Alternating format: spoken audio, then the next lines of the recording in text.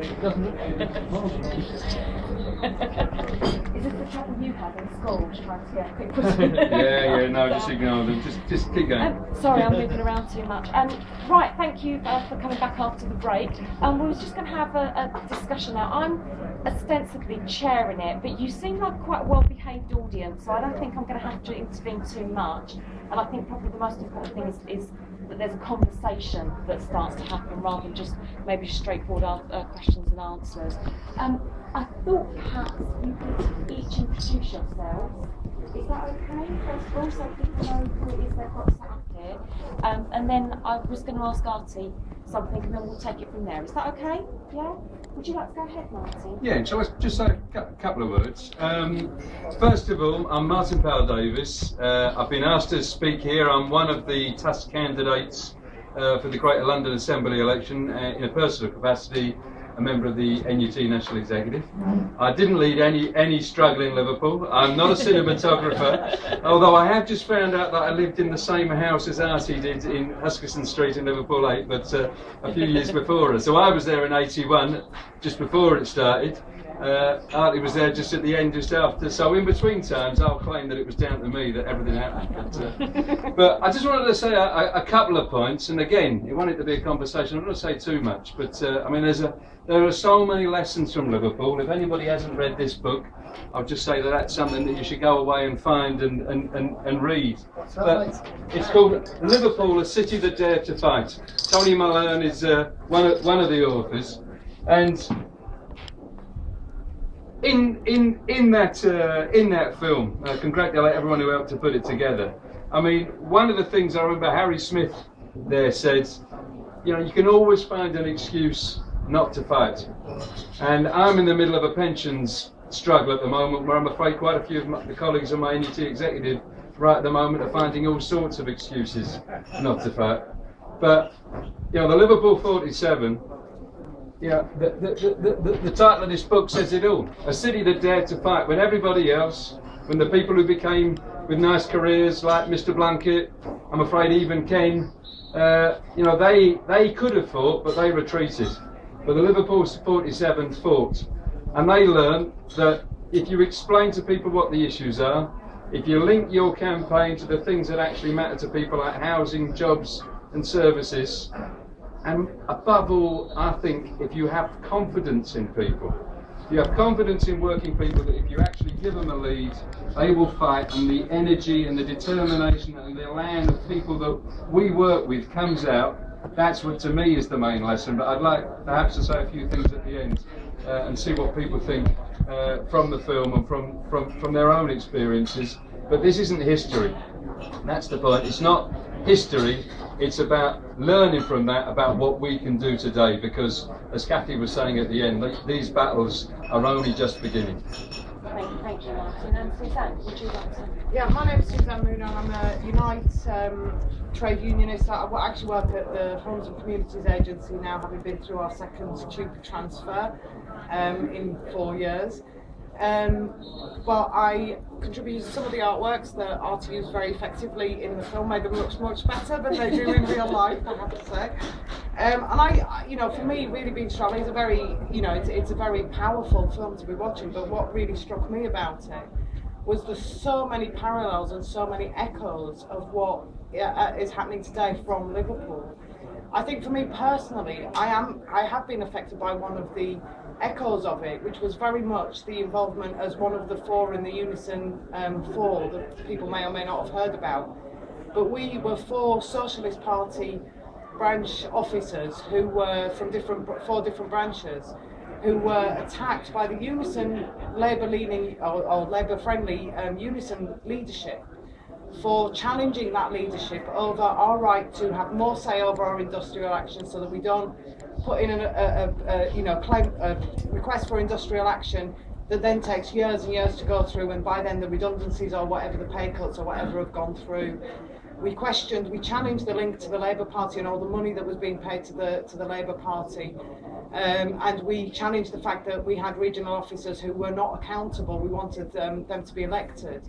And by attempting to put in motions to that effect at conference, the leadership came down very hard on us. But you can see the echoes, and you can see how much it has affected the Labour Party, the way that they fought the militant, and the way that they use that tactic. They are continuing to use that tactic in the witch hunt that they did against us. The day after, within 24 hours of receiving my disciplinary notice from Unison, I received a disciplinary notice from my employer. And they were both working together. In fact, the place that we were going to hold the disciplinary hearings was the same external venue that was being used for the same. I mean, you could just see all of this coordination and collaboration that was going on together. My employer didn't have the appetite to fight. I'm still employed ostensibly by having gone through all these transfers, but I'm still actually there. Unison has taken it much further and is still appealing every stage that we win against the action that they took against us. And we are now refugees in Unite, like many others seem to be as well, from the Unison leadership. But Unison is a really big issue, and that link to the Labour Party and their stand against any kind of socialist ideas is a really big block currently today in the industrial environment that we're seeing. So again, it's about the parallels and the echoes that you can see coming through from all of those years are still being fought out, and we still have to fight very hard. And every single battle, that's what struck me again about the film, was that every single battle, I feel like, Martin's talking about this big national strike, we're going through a much smaller battle at work, but every single battle is important. We have to win them, and we have to use exactly the same methods, the appeal to the membership, connecting with their needs and what they believe in, and all of that. All of those methods stand whether you are fighting big or whether you are fighting really small and local. Auntie, is there something you want to say at this point before I ask you a question at all? I wanted to know, you make parallels in the film between what was happening in Liverpool in the 80s and what's happening now, this very bumping one to many of us in this room. And I just wondered what kind of motivation the current situation had given you in making this film, creating this piece of work. I suppose there's lots of things that have kind of happened to a lot of us. I know that I started an MA just because I'd had my second contract cut, and that was I was active in the union in a place where we were working actually, where we'd recruited quite a few people. You'd kind of got another job. My contract got cut as we started to build more membership, and it was, you kind of think, right, I'll go off and do some other things, and it was thing after thing. You saw person after person, family members, whether it's kind of benefit issues, whether it's kind of not having adequate housing and accessible housing, thing after thing kept coming. But you also saw thing after thing, example after example of money existing, resources existing, intellectual resources being available, ideas, solutions, and it was just being wasted time and time after again. And originally I was just going to do something in the MA about industrial resistance, and I just thought that is important and necessary, but there needs to be a political voice, and it needs to be kind of go beyond that. And I was lucky enough as a teenager to walk into that city and that experience, and I wanted to go back in and have a look at that again and share it a little bit with other people if possible, because I think they're inspiring and just so layered and so connected. And certainly hearing from both Martin and Suzanne, it seems that there are many things that are similar and echoing in people's lives today. I wanted to open to the floor for questions. Does anybody want to get us started? Would you like to go ahead? Yeah, I was just going to ask, you say it's a work in progress. What's your intentions with the film? Is your intention to take it to trade union branches or to community organisations, to take it to the wider community? And if it is a work in progress, and you've got bigger ideas, I just wanted to ask, why did you not do any filming of the house? Because I think that from what I get from the film is that the fact that this council managed to build council housing, particularly in London, where we've just had this week, in Newham, where 500 families are going to be, poor families, are going to be shoved out of Newham, and then you've got the Olympic Village with 5,000 empty properties. This idea of council building council housing, particularly in London, if you were to take this film, I'm just wondering why there isn't much footage of the bricks and mortar? Yeah, I mean, when we first did the set of interviews, the person who I was working with, Lisa, who's back in Liverpool now, was 8.5 months pregnant, so we did as much as we could, dragging her around in that situation. We were hoping to do more, go back and do more footage and more things, but that just didn't happen. Single parent and resources are what we are. And I am not comfortable asking people to do work for free. And there's also political consequences to that, and has been in the past as well for me. So we had to just kind of make do with what there is at the moment. I think if I get a chance to raise a little bit more money to go back and hopefully to kind of hire somebody to do the camera, or if they agree a particular type of collaboration that's kind of fair, then we'll go back and sort of shoot some of that. But a lot of cutaways about the nursery spaces, the parks, all sorts of other things, and include the house, because that's one of the biggest things do need to be in there. And possibly a separate chapter specifically on the housing, because I think we're trying to do the relevance of the 47, but lots of people don't even know about the 47 and that campaign itself. So you kind of you're trying to pull at lots of different bits of information for people who are who know nothing to people who know quite a lot, and who just want the lies kind of. They want an answer to those particular lies. So it's a huge gap, and it's so frustrating on lots of levels that there's a lot of stuff that I can't have in there. There is footage available from like sort of BBC and archives, but it's like 500 to 800 quid for 3 minutes. Do you know what I mean? It's like I cannot get access to any of those archives. So some things I've used are in the context of my MA, that I'm allowed to use certain footage in a particular scenario. But if I had this further, I wouldn't be allowed to use that footage. So it's a kind of, it comes back to money. Do you also want to answer your first point, actually? No, that's fine. Which was, what do you want to do with the film next? I think we hadn't really thought about it too much. We kind of just started and wanted to see what happened. And in some ways, one of the people who was here was a proper Beck2 filmmaker. I was kind of hoping someone who had resources and huge skills and a record might want to take the film on and either run with it or do it so it's done properly and it's better distributed. So far that hasn't happened, and I was kind of hoping someone would do that because it would get the airing that it needs. If it doesn't, we carry on with our little ploddy bod version and tweak this, get it slightly better, and then we'll do a particular version on housing, because I am also obsessed about the housing situation and what's going on in London. I'm also part of the housing workers branch with these guys, so there's kind of internal campaigns and external campaigns that need to be addressed, and also look at what we could do, what is possible. And it's, because I think it's, people are getting, yeah. Go ahead. Yeah, the issue seems to be a bit of funding to get the message across. I noticed a few people here that I've seen before, and within branch movements and everything else like that. Branches across the trade union movement have a political fund, also have a hardship fund and everything else like that. How are you going to start tapping into those? Because what you just raised there was a funding issue and a message getting across. Branch activists have a fund themselves. Forget about the movement, and I heard the speaker earlier and yourself falling foul to your own union's direction. But branch activists and branch secretaries have a fund that they can actually resource, because what we do have here, and you can see by the numbers around, unfortunately, is the message is not getting across, and we're all facing this right now. It's gone full circle, and I think you need to tap into those socialist areas of the branches and left-wing branch activists to give you the funding to get the message across. The Unite, I noticed there's a couple of Unite people, the biggest funders of the Labour Party. My own union, the GMB, also supported the Labour Party and the leadership of Ed Miliband.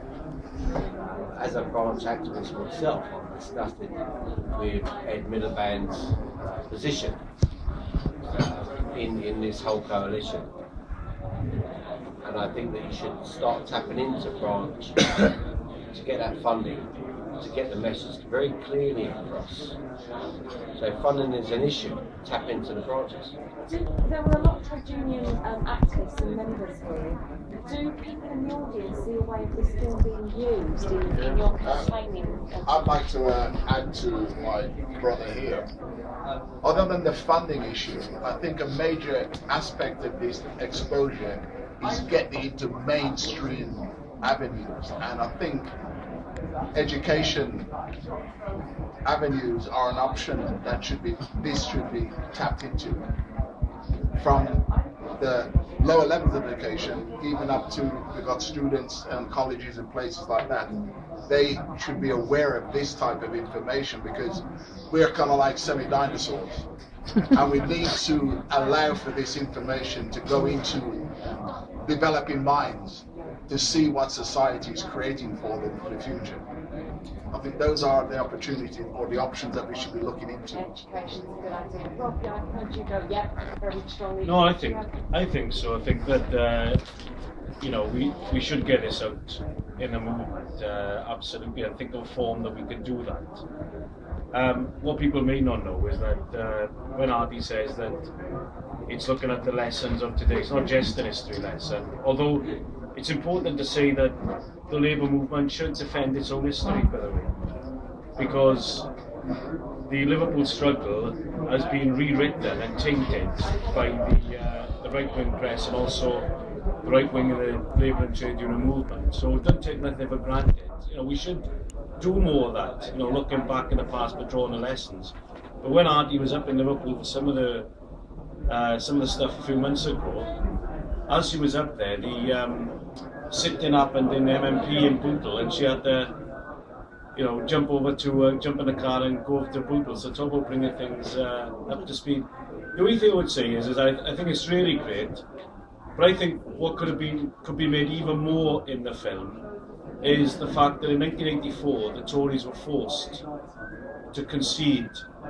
I think it was estimated about £30 million at that time, and that was perhaps even more than that, 40 million or whatever. But they were forced to make concessions, if you like. The Iron Lady was forced to retreat at that time, and I know it's a work in progress, but I'd like to bring that out, because that's the issue that's on the table now, is that could councils force concessions out to this government? And you get the feeling at the moment this government is on a very pivotal moment. The scandal over Levson, the poll results, the council elections that are coming, and of course the pension strike on May the 10th. This is things are moving very quickly, and I think we're so close to things we don't realise the significance of these events happening. I want to respond to Martin at this point,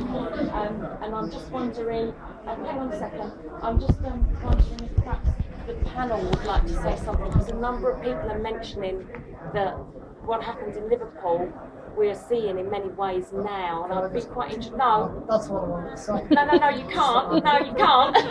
Just hang on a second. I want to come to the panel first of all, then I'll come back to you. Would you like to go? Well, I'll speak quickly so that can come in. But I just wanted to follow up partly from Rob's point, because I do think that he has got a point. Harry in particular made that point about getting the money off the French banks. So for somebody looking from the outside, I think there is a danger that somebody could think, well, Liverpool had this victory because they managed to strike a good deal with the French banks. That came from a period more of the retreat, when, in order to make sure the housing programme was continued, they found various tactics to keep the struggle going. But the key to the struggle was mobilising people, and again, I know it's about getting hold of footage or whether there's any more room for more interviews, but perhaps to draw out more of the one-day strikes, the mass demonstrations, which, by the way, the GMB had a key role in. I think the GMB had a particularly leading role in the movement in Liverpool that the GMB should be proud of as well. Yeah, I mean, I think there are some really good ideas coming forward, and I do think that what's been, you know, all of the material in this film and anything else that gets added into it will be hugely relevant to trade unionists. And in our branch, Artie and I are in the same branch. In our branch, we are trying to get that message across that no matter how big the odds against you feel, you can win. And we're using the examples of Youth Fight for Jobs and the work fair.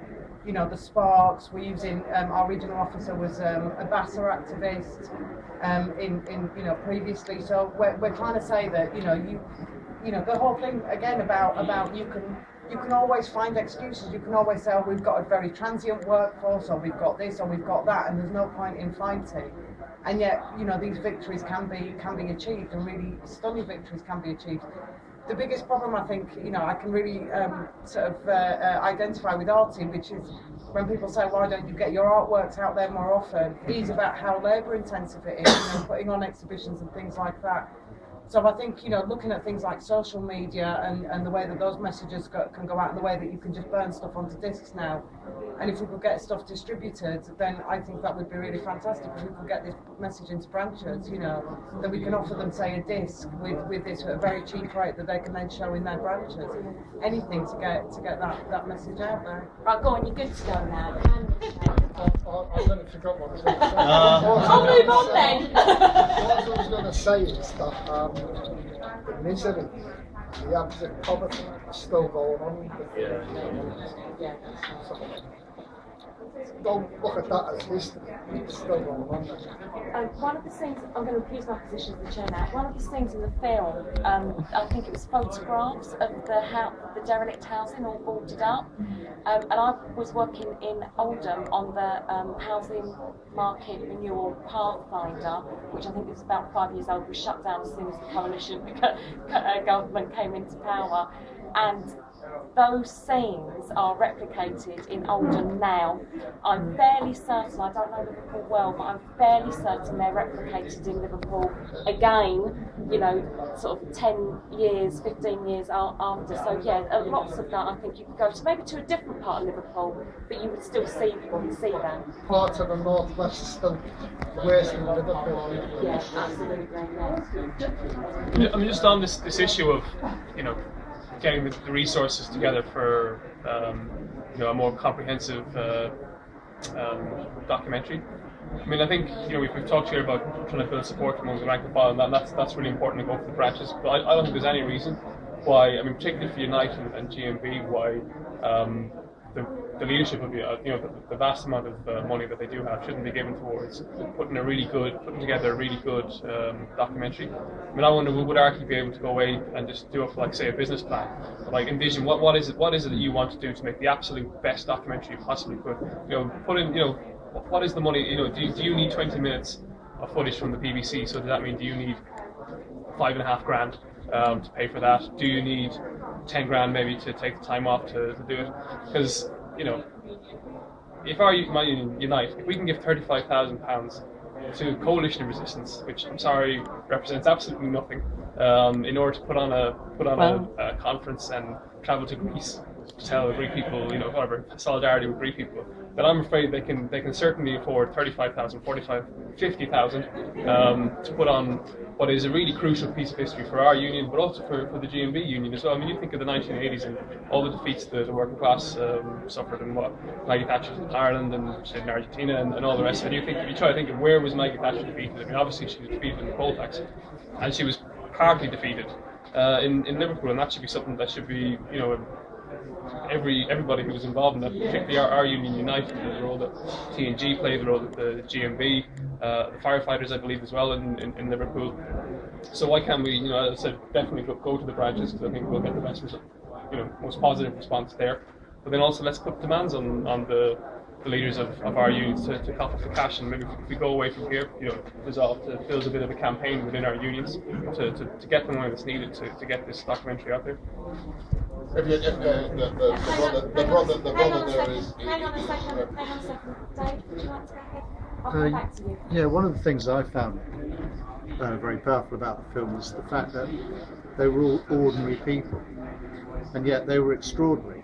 because you look at people like Cameron and Miliband, you know, what contact do they have with real life, with people who are fighting for their jobs and so on? They've led an elevated existence practically all the time they've been alive. And these people in Liverpool and elsewhere, are probably all of us, people who've just worked all our lives, come into contact with different people. And quite often, I mean, my work as in GMB is often very hard because people don't realise how extraordinary they are and what abilities they've got. And trying to encourage people to grasp the nettle and just speak or stand up for something for themselves or for other people is the most difficult thing. But once they've found that, they often just suddenly blossom into a different person, like the woman who said, you know, she kind of grew up as a result of it, and I think that's one of the most important messages that maybe this film has got, because mobilising large numbers of people is what we try to do. Which leads me on to another point, which is as soon as you've got a large organisation like the Labour Party, like Unison, they start to crush any small groups of people that are shaking the status quo with that classic excuse of it's not appropriate now, we've got to have the slow kind of battle, we don't want to put people off, we don't want to piss the public off. Well, the public are all ordinary people too. What's stopping those people from being mobilised? I mean, I'm not exactly talking to people who aren't converted already, but that's the fight we've got. Not just with the big people, with the big groups of people who are represented by small cliques, but the vast majority of people who are out there who are sort of unignited at this stage, because that's what these the cliques want. They want to keep down the fact that people want to start small fires everywhere. The small fire that was Liverpool, which turned into a big fire, is something that they want to stop because they just think it's going to be a conflagration which is going to take over the whole country. Well, none of those people wanted to set fire to the country and burn it down. They wanted to create a better world, better country and a better world for the rest of it. So my feeling is that the main thrust of that film is really just to show that people like us can change things. I was going to say, follow on from the brother there. The emphasis of isolate or indicating that there's Unite and there's GMB. We've got an umbrella, the TUC. That would be the appropriate approach as far as funding would be concerned, rather than individual union branches. So the TUC should be the opportunity in regards to securing funding to support a project like this, that then would be rolled out by other trade unions and other branches within that fraternity as such. There's been mention about inspiration, ordinary people doing extraordinary things, and you also spoke about things being inspiration. You're both active trade unionists. I wondered if you've got something to say about that in relation to your own experiences in the workplace. The key thing, and why we've got to rescue this from underneath all the dirt that was piled on top of it, is that they won. You know,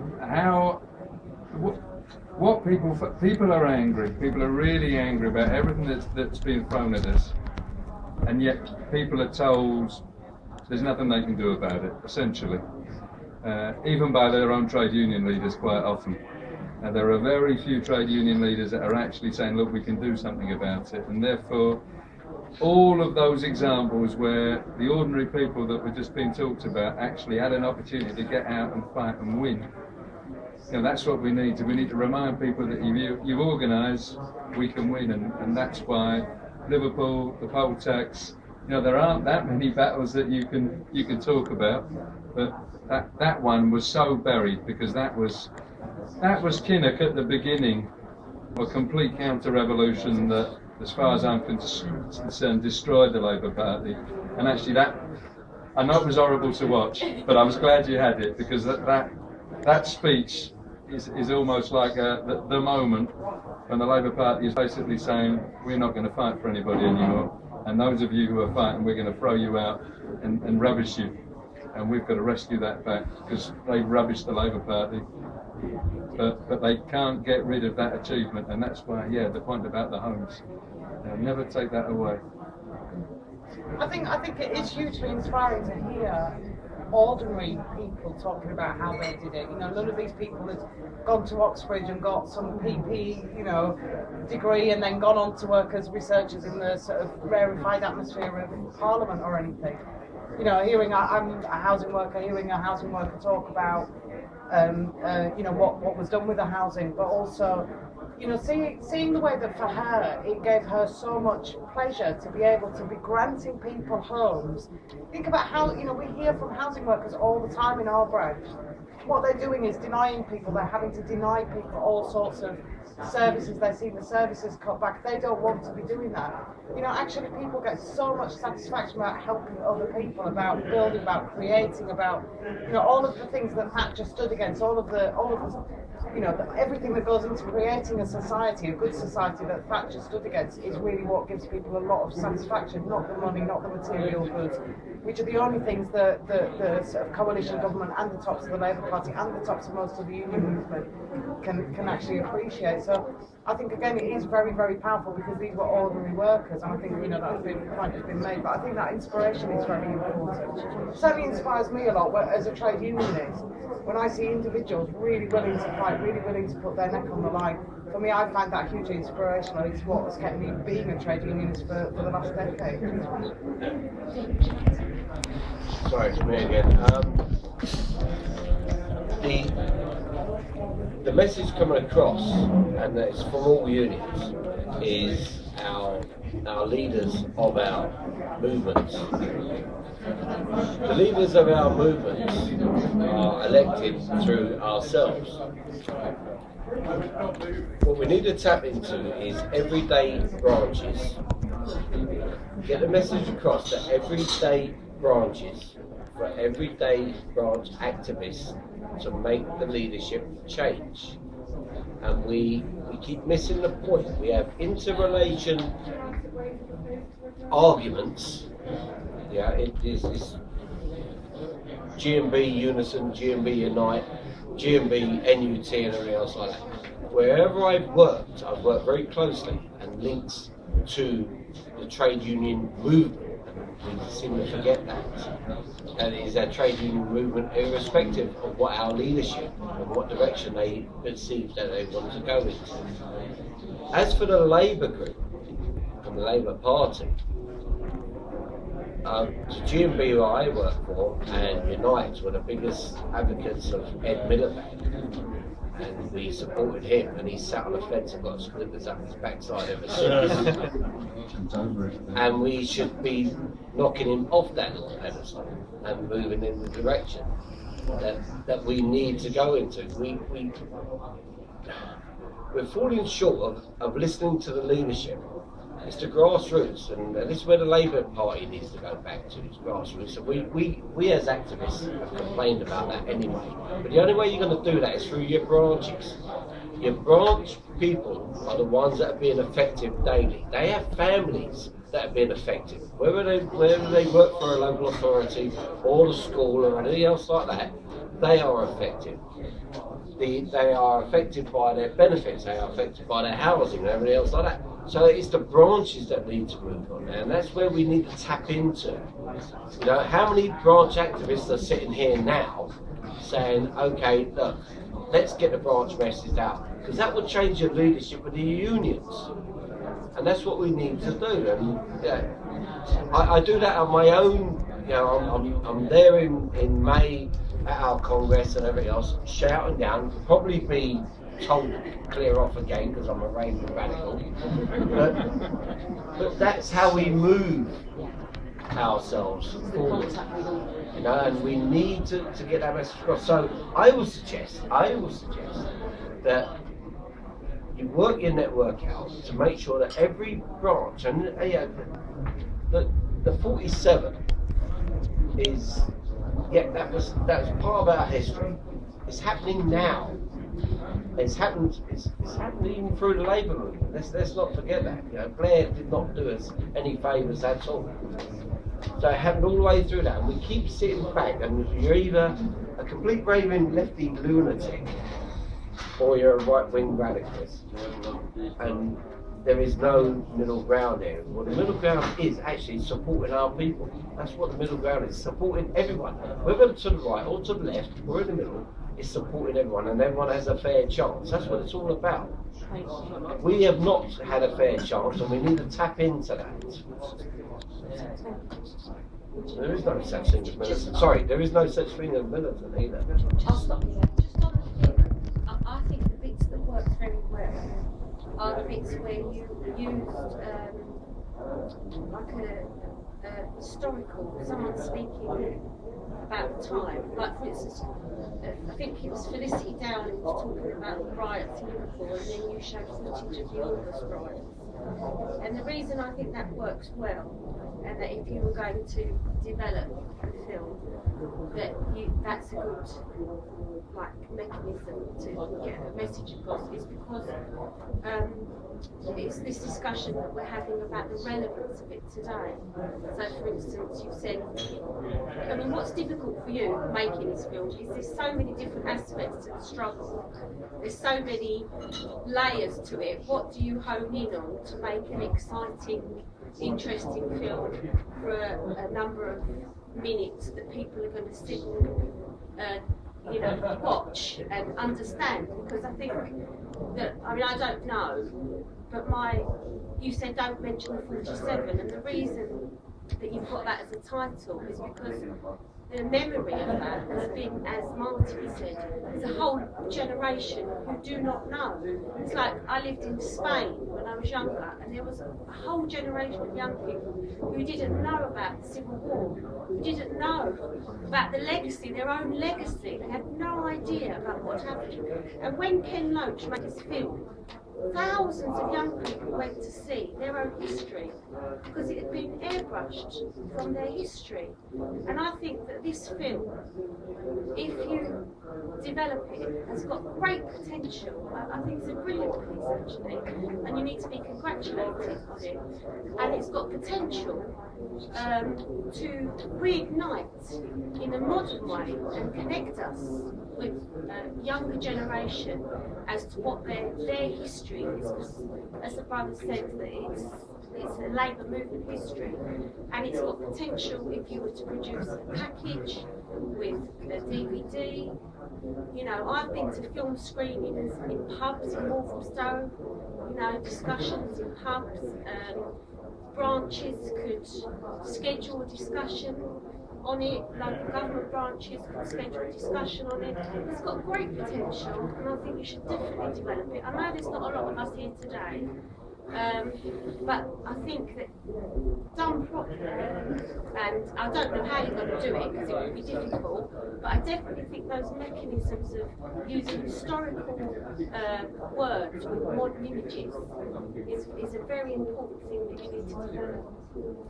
Rob, did you? Yeah, just a couple of things. I mean, first of all, I think the point Tommy made here about trade unionists linking up together, and I'll make an absolutely unashamed plug for the National Shop Stewards Network Conference in June, because we do see that as important, and that came over in the Sparks dispute, by the way. The Sparks dispute, which again, certainly Unite should make far more of. Really, they should produce a film about the Sparks dispute, short video. I mean, that's the beauty of YouTube. And Real News, I'll make a plug for Real News, but they've done some great footage of the Sparks dispute, which could really learn lessons. But it's about activists linking up with each other across the movement. I just want to say, just to comment on Miliband, obviously, it's very frustrating. And people are very frustrated, if you like, about the lack of fight in the Labour leadership. But how do you influence that? And obviously, Martin's raised that he's standing for the Trade Union Socialist Coalition. Look at the French presidential elections a little bit. Mélenchon, who's the candidate of the left, if you like, or perhaps the media would call him the far left. But he had 11, 12%, 13% in the presidential election. And obviously, the last two are standing are the Sarkozy and Hollande, who is effectively the Labour candidate. But what that showing has done is put pressure on Hollande. Hollande's come up with, he came to London for a month or so ago with Miliband, and he said, my programme is for 75% top rate of income tax, it's for this, that, and the other. And Miliband was like, but of course the reason why he had to say it was because Melishon had a good show, and that's why we need to have a, you know, I know comrades who are in the Labour Party, I'm in Unite as well, and GMB and Eunice and all the rest of it, fighting a hell of a battle against New Labour councillors and whatever. But I also think a good political alternative on the left can actually have probably more impact on them as well. And obviously, as comrades will know, the Militant was in the Labour Party, since then the Socialist Party, if you like, the successor of the Militant. We are now part of the Trade Union Socialist Coalition, and I think it is important to put Miliband under pressure. Yeah, the reference to the history of of what has happened in Liverpool and going back into the early 1900s. I wondered whether more could have just been briefly mentioned as to how successful those campaigns were, because one of the things that came up for me was the councillors who were put in prison in Poplar, and whether there were comparisons to be made there, because there was quite a lot of publicity, success, etc. around that, and maybe it could have been shown that although in a sense Militant failed in a long-term sense, in a short-term sense they created a lot. And there was the woman who said that one of the great pleasures for her was seeing the housing that still existed, showing that not only were there historical successes, but that particular, the 47 were successful, and that success was going to, in a sense, being promulgated and continued by this film, because it still shows that it has an effect, it still shows that it can be influential, and that it endorses people's actions now. I felt that it was a little bit kind of referring to the past and maybe not stressing the potential that there may not be kind of standard bearers who continue to bear that standard, but there are people who are waiting in the wings, or there's the potential for people to pick it up and continue with it. I'm not saying it was a negative, but it was somehow, it was inspiring to maybe people who were already had the potential to be inspired, but there are a lot of people out there who the potential is still a bit too dormant, and that's who those people need to reach.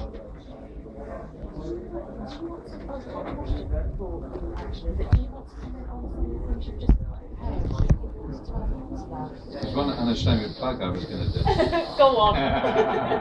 Well, just to take up Rob's point, because I'd be wrong not to. I mean, wherever people think and where their political support is on Thursday, it is the point that Rob was trying to make, that you got 3 votes. So whoever you're going to vote for mayor, whoever you're going to vote for your constituency, on that third ballot paper, the orange ballot paper, if we get 5% of the vote for the Trade Union Socialist Coalition, we'll have Alex Gordon, the national president of the RMT, sitting there in the London Assembly, and he'll be someone who can keep an eye on all the others, whoever they are, and say, oi, what are you doing? We're trade unionists, we're fighting the cats, and that would be such a big difference. So we won't have a Liverpool 47, we might just get a London 1, but that would be nice. It's a start. There's been some really good ideas come from the floor as to some actions you can take to develop this film and to get the film out to the general public. I think it was the point you made, Rob, about we need to write our own working class history, and I like that, but also the stuff around the education I thought was really good. I just want to say what those points are, so you have them, Auntie. Somebody suggested coming up with a business plan. I thought that was a great idea. Trying to find for Auntie to write a plan as to where she wants to see her film go, and then for approach the union branches and or TUC for funding. Look into the route of education to get that film out through education and social media. And the point, I think it might have been you, Dave, I kind of get a sense that you feel that you perhaps need to have the confidence to say, and this is what we need to do now in this particular film. So I just wanted to make those, so you have those actions, because I know they're being recorded, so you'll be able to see them.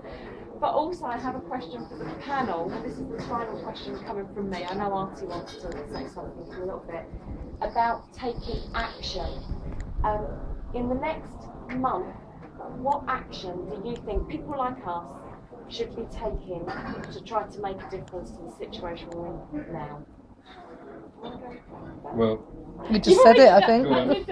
I've already done my plug. Look, there's two key dates. I've already got my plug for May the 3rd. May the 10th, we are going to have PCS, United Health, UCU, NIPSA on strike on pension. So if you're in that union, obviously you're fighting for it. If you're not, we need to be down on those picket lines and giving support. And I would say for anyone, if you know the teachers in particular, but then in June, there's the National Shop Stewards Networks Conference.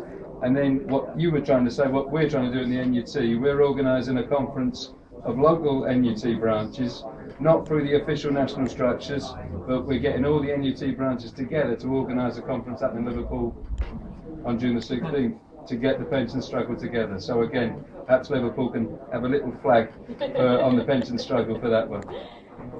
Well, I would say I want to give a plug for the National Shop Stewards Network as well, and because it crosses all of those boundaries, the regional, the industrial, the sort of sectoral boundaries, and you know, by far the most important, the trade union boundaries, because I think all of our trade unions see in their own interest as keeping their own constituencies divided from other trade union constituencies, and I think it's really important that those connections are made. I mean, Unison will witch hunt just because you speak to other trade union branches. So that, I suppose that's one of the things. But the other thing is, it's about the daily struggle. I mean, you know, there are the sort of targets and these deadlines that Martin has talked about. But it's about being in your workplace, talking to your, you know, colleagues, and making sure people do sign up for as trade unionists, and never losing that confidence in them, which can be really hard sometimes when you look at the leaderships, and you can feel so brought down by it. It is really hard to have the confidence to remember. But it's, you know, yeah, I mean, you know, you start wanting to self-harm sometimes when you, I remember listening, sitting in Unison conference, and I'm sure this was deliberate, I'm certain it was deliberate. I don't know if you were there, Nancy, that year, but the membership figures were falling away for some reason. And Unison, they got this guy who was just the most boring speaker to come up and talk about recruitment, comrades, we must. He was like a robot. I don't know if you were there that year, but it really made a big impression. It really made a big impression for all the wrong reasons, you know. And it comes back to being inspiring and what we can do, because we really do believe in you know, we really do have the conviction in what we're saying. And it's to go out there and transmit that to people, and just don't be worried about ever taking any opportunity to do it. So take action generally. Yeah, just take always, action. Just always. do it. Can I hand over to you now? Yeah, by all means, feel free to answer that question. Yeah, I think it's been sort of said by everyone, there's particular dates we've got going, but there are different things that people do every day, both in their workplaces, out of their workplaces, that we probably just need to be more comfortable and confident about. I know there's people who haven't spoken and things that they've done in a workplace, and that inspires me personally, as well as kind of lots of other people. I think we've just got to try and make sure that's shared. You know, I'm inspired by the people I'm sitting on the panel with over and over again, including one of my best mates, but the things that people do every day to kind of get ourselves through the different situations, as well as the things that happen in the workplace. So I think despite the odds, we do a huge amount.